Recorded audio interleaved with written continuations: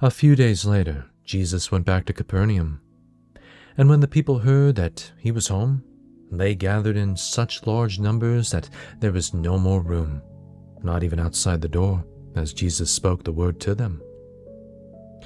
Then a paralytic was brought to him, carried by 4 men. Since they were unable to get to Jesus through the crowd, they uncovered the roof above him, made an opening, and lowered the paralytic on his mat.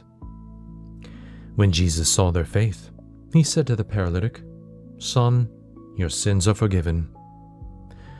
But some of the scribes were sitting there and thinking in their hearts, "Why does this man speak like this?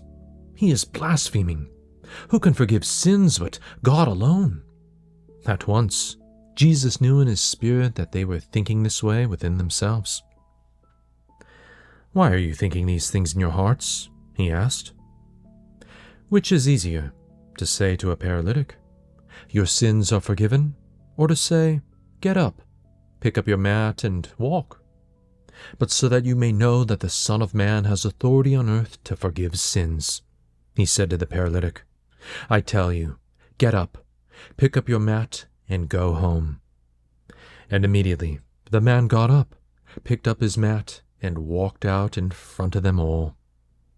As a result, they were all astounded and glorified God, saying, "We have never seen anything like this." Once again, Jesus went out beside the sea. All the people came to him, and he taught them there. As he was walking along, he saw Levi, son of Alphaeus, sitting at a tax booth.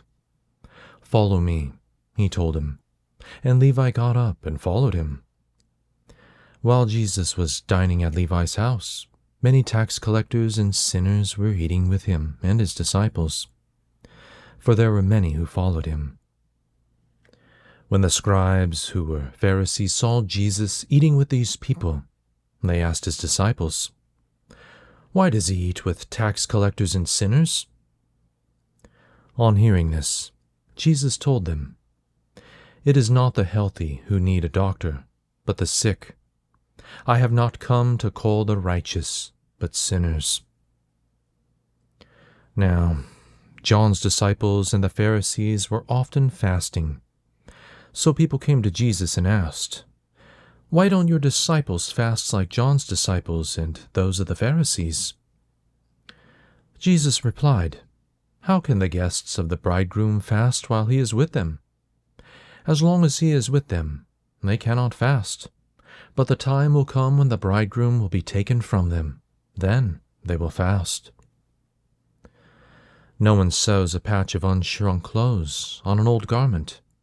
If he does, the new piece will pull away from the old, and a worse tear will result. And no one pours new wine into old wineskins. If he does, the wine will burst the skins, and both the wine and the wineskins will be ruined. Instead, new wine is poured into new wineskins."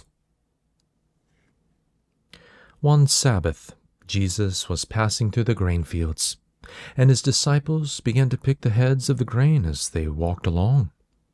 So the Pharisees said to him, "Look, why are they doing what is unlawful on the Sabbath?" Jesus replied, "Have you never read what David did when he and his companions were hungry and in need? During the high priesthood of Abiathar, he entered the house of God and ate the consecrated bread, which was lawful only for the priests. And he gave some to his companions as well.